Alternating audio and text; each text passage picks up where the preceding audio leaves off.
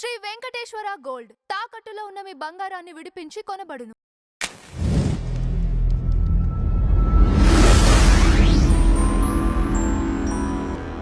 Madam నమస్తే. నమస్తే.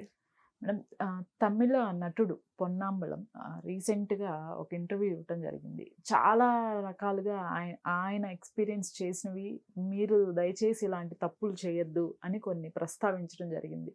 ఇలాంటి లైఫ్ లెసన్స్ని ఎలా తీసుకోవాలంటారు? ఈ ఆయన ఎక్స్పీరియన్స్ని ఇప్పుడున్న ప్రజెంట్ జనరేషన్ ఎలా యూజ్ చేసుకోవచ్చు అంటారు? ఇది ఒక రకంగా మన తెలుగులో ఫిష్ వెంకటేష్కి సిమిలర్గా ఉంది. ఓకే. అతను విలను చాలా సినిమాలు చేశాడు. మన తెలుగు సినిమాల్లో కూడా చేశాడు, తమిళ్లో కూడా విలన్ గానే చేశాడు. మన ఫిష్ వెంకటేష్ ఏమో హాస్య నటుడు, సపోర్టింగ్ క్యారెక్టర్గా చేస్తుండేవాడు. ఏదేమైనా చాలా సిమిలర్గా ఉంది. ఇప్పుడు అతను కూడా ఆర్థికంగా ఇబ్బంది పడుతున్నాడు, ఫిష్ వెంకట ఆర్థికంగా ఇబ్బంది పడ్డాడు. అలాగే ఫిష్ వెంకటకు కూడా కొంతమంది సాయం చేశారు ఇండస్ట్రీ నుంచి. కానీ అతను దాన్ని నిలబెట్టుకోలేక మళ్ళీ అదే అలవాట్లకి బానిసైపోయి చనిపోవడం చూసాం. ఇప్పుడు పొన్నాంబళం ఏం చెప్తున్నాడంటే, నేను చాలా తప్పు చేశాను, నేను నా అనారోగ్యానికి కారణం అతిగా తాగటమే, మద్యపానమే కారణం అని డాక్టర్లు చెప్పారు. ఇప్పుడు దానికి సంబంధించిన దుష్పరిణామాలు నేను ఇప్పుడు అనుభవిస్తున్నాను. దాదాపు 750 ఇంజెక్షన్స్ చేయించుకున్నాను నేను. ఇప్పుడు అతను మూత్రపిండాలు సరిగా పనిచేయట్లేదు. అతని బ్లడ్ని ప్యూరిఫై చేసుకోవాల్సిన, అంటే ఒక రకంగా అదొక రకం డయాలసిస్ లాంటిది అనమాట. అది నేను చేయించుకోవాల్సి వస్తుంది. చాలా డబ్బు ఖర్చు అవుతుంది, చాలా ఒళ్ళు హోనమైపోతుంది. నేను ఇదివరకు ఇట్లాగా యాక్టింగ్ కూడా చేయలేను అని ఇట్లా పాపం అతని బాధ అంతా వెళ్ళబోసుకొని నేను ఇంతలా చదవడానికి కారణం ఏంటి అంటే, ఎవరైనా చిన్నవాళ్ళు కావచ్చు పెద్దవాళ్ళు కావచ్చు నేర్చుకుంటారనే ఉద్దేశంతో నేను ఇదంతా చెప్తున్నాను. పైగా నేను ఇట్లా బాగలేను, నా ఆర్థిక పరిస్థితి కూడా బాగలేదు అని చెప్పగానే రజనీకాంత్ గారు, రాధికా శరత్ కుమార్ గారు, ఇట్లా కొంతమంది చిరంజీవి గారు ఇట్లా ఆర్థిక సహాయం నాకు అందజేశారు. నేను దాని నుంచి ఇప్పుడు కోలుకున్నాను. ఏదేమైనా మద్యపానం గురించి అతను చాలా బోల్డ్ స్టేట్మెంట్ ఇచ్చాడు. కాకపోతే ఏంటంటే కొంచెం అతని విషయం కూడా చేతులు గాలిన తర్వాత ఆకులు పట్టుకున్నాడేమో అనిపిస్తుంది. ఇప్పుడు మొన్న మనం ఫిష్ వెంకటేష్ విషయం మాట్లాడుకున్నప్పుడు కింద కామెంట్స్ చాలామంది ఇది చాలా మాకు ఉపయోగమైంది, చాలా అవసరమైంది, చాలా నిజాలు నిక్కచ్చిగా చెప్తున్నారు, ముక్కుసూటిగా చెప్పారు. ఇక్కడ ఎవ్వరు బాధపడలేదు అనేది కాదు.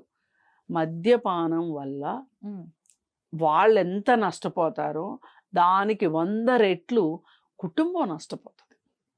ఆర్థికంగా, మానసికంగా, శారీరకంగా, సామాజికంగా ఇన్ని రకాల నష్టాలు జరుగుతాయి.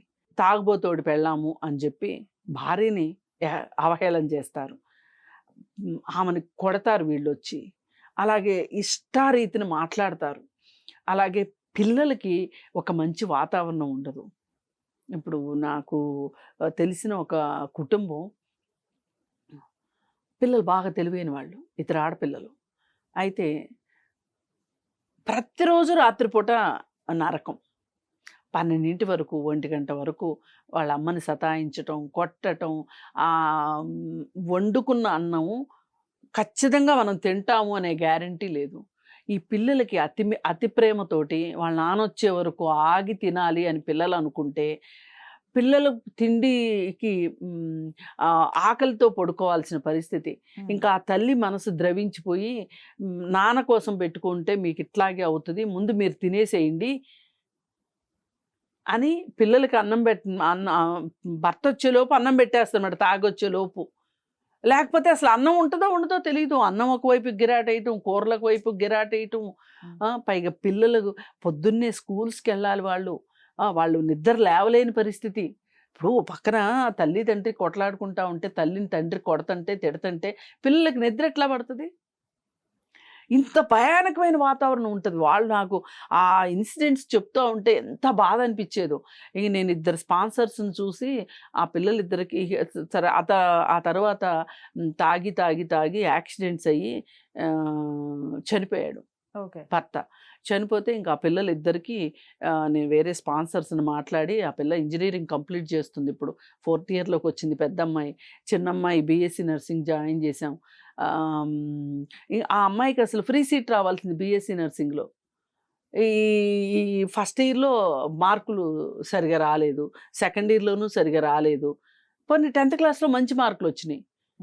వాళ్ళేదో ల్యాబ్ టెక్నీషియన్కి వెళ్తాము అంటే, కాదమ్మా బీఎస్సీ నర్సింగ్కి మంచి లైఫ్ ఉంది, ఇప్పుడు మనకి ఎక్కడ చూసినా నర్సింగ్ స్టాఫ్ తోటి చాలా అవసరం ఉంది కదా, అందుకని చెప్పి నేను పట్టుబట్టి బైపీసీ గ్రూప్ ఇప్పించి బీఎస్సీ నర్సింగ్ చెయ్యి, నువ్వు లైఫ్లో త్వరగా సెటిల్ అవుతావు, నీకు ఖచ్చితంగా సీట్ వస్తుందమ్మా అని చెప్పి అమ్మాయిని ఎంకరేజ్ చేసి బైపీసీ ఇప్పిస్తే చదవలేకపోయింది అమ్మాయి. రోజు ఇంట్లో ఈ గొడవలు. సెకండ్ ఇయర్ మధ్యలో చనిపోయాడు తండ్రి. చనిపోయిన తర్వాత కొంచెం ఎట్లా కొట్లా, మళ్ళీ పైగా భార్యనైనా ఇష్టారీతిని కొడతాడు, తిడతాడు. పెద్ద కూతుర్ని తిడతాడు, కొట్టాడు. కానీ చిన్న కూతుర్ని మటుకు ఏమనడు. ఆ చిన్న కూతురికి చాలా అటాచ్మెంట్ తండ్రి అంటే. ఇప్పుడు ఇట్లాంటి అటాచ్మెంట్ల వల్ల ఏం జరుగుద్దంటే, వాళ్ళు అటు తల్లిని కొడుతుంటే తల్లి గురించి బాధపడాలా, లేకపోతే తండ్రిని తిట్టుకోవాలా వాళ్ళకి అర్థం కాదు. వాళ్ళ కన్ఫ్యూషన్లోకి వెళ్తారు.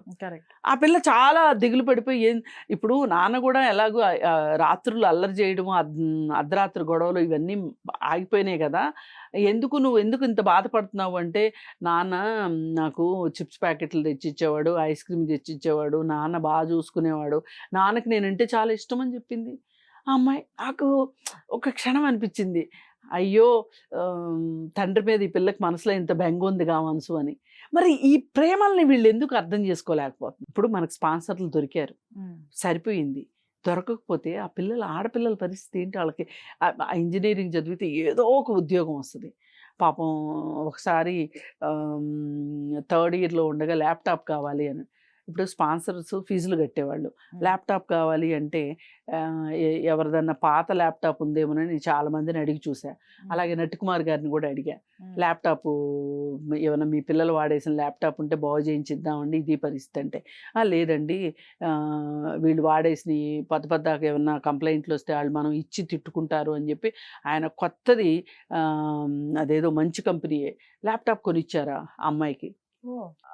అట్లా ఇప్పుడు చిన్న అమ్మాయికి ఒకళ్ళు స్పాన్సర్ దొరికారు, ప్రైవేట్ కాలేజీలో చేర్పించాల్సి వచ్చింది బీఎస్సీ నర్సింగ్, చేర్పించాము. అలాగే అతను ఉద్యోగం చేసే బాస్ ఉన్నాడు కదా, ఇతను చనిపోయాడు అని చూడకోకుండా ఆయన ప్రతి నెల పెద్ద అమ్మాయికి ఉద్యోగం వచ్చే వరకు ప్రతి నెల 10,000 ఇస్తానని చెప్పి ప్రతి నెల 10,000 ఇస్తున్నాడు పెన్షన్ లాగా. అంటే ఇప్పుడు ఒక తండ్రి తాగుపోతాయి, బాధ్యత మర్చిపోతే ఎంతమంది బాధ్యత తీసుకోవాల్సి వచ్చిందో చూడండి. అలా అని అతను ఏమైనా చెడ్డవాడా అంటే కాదు, మంచి టెక్నీషియన్, బోర్ టెక్నీషియన్. అంటే ఇప్పుడు ఫిష్ వెంకటేష్ కూడా అంతే కదా, ఫిష్ వ్యాపారం చేసుకునేవాడు, ఓ పక్కన సినిమాలు బ్రహ్మాండంగా ఉండేది. ఇప్పుడు ఈ మద్యపానం గొడవ లేకపోతే కనుక అతని ఫ్యామిలీ చాలా శుభ్రంగా ఉండేది. ఇప్పుడు పొన్నాంబలం అయినా సరే హిందీ, తమిళ్, మలయాళం, తెలుగు ఈ సినిమాల్లో అసలు పొన్నాంబలం ఉన్నాడంటే పెద్దోళ్ళకు కూడా భయం వేసేది అతను వెల్నిజం చూస్తే గనక. అంత బాగా చేశాడు. చేసి వాళ్ళ పరిస్థితి ఏంటి చెప్పండి? ఇప్పుడు వీళ్ళందరూ ఆదుకున్నారు, ఇప్పుడు అతను తెలుసుకున్నాడు, తెలుసుకోకపోతే ఏంటి పరిస్థితి? ఇప్పుడు అతనికి ఫ్యామిలీ ఉండి ఉంటుంది ఖచ్చితంగా, ఆ పిల్లల పరిస్థితి ఏంటి? అంటే తండ్రి సంపాదించగలిగిన వాడు అయ్యుండి సంపాదించలేక ఇట్లా వేరే వాళ్ళ మీద ఆధారపడటం ఎంత దారుణమైన విషయం. ఇప్పుడు అందరూ దొరుకుతారని గ్యారంటీ ఏముంది? ఇప్పుడు పెన్షన్ ఇచ్చే ఓనరు, ల్యాప్టాప్ ఇచ్చే ఇంకొక పెద్ద ఆయన, లేదు ఫీజులు కట్టేవాళ్ళు, వీళ్ళెవరు దొరకలేదు అనుకుందాం, ఈ పిల్లల పరిస్థితి ఏంటి? అందుకని తండ్రులు ఖచ్చితంగా బాధ్యతగా మద్యపానం ఒకవేళ చాలా అలవాటు ఉంటే దాన్ని తగ్గించుకోవడము, అసలు అలవాటు లేకపోతే అలవాటు చేసుకోకుండా ఉండటము అనేది చాలా అవసరం అనేది మనకి ఇప్పుడు ఈ 2 కేసుల్ని చూస్తే మనకు అర్థమవుతుంది. ఎవరైనా సరే కొత్త యాక్టర్స్ ఇప్పుడు సినిమాల్లో నిలదొక్కునేవాళ్ళు 100 మంది సినిమాల్లోకి వద్దామని వస్తే 2-3 కూడా నిలదొక్కుకోలేరు, 98 మంది పోతారు. ఆ నిలదొక్కున్నోళ్ళు కూడా ఇలాగే చేసేస్తే ఇంక వీళ్ళు ఇంత కష్టపడి పైకి వచ్చిన దానికి ప్రయోజనం ఏముంటుంది? అందుకని మద్యపానం తస్మాత్ జాగ్రత్త. Right madam, thank you. Thank you.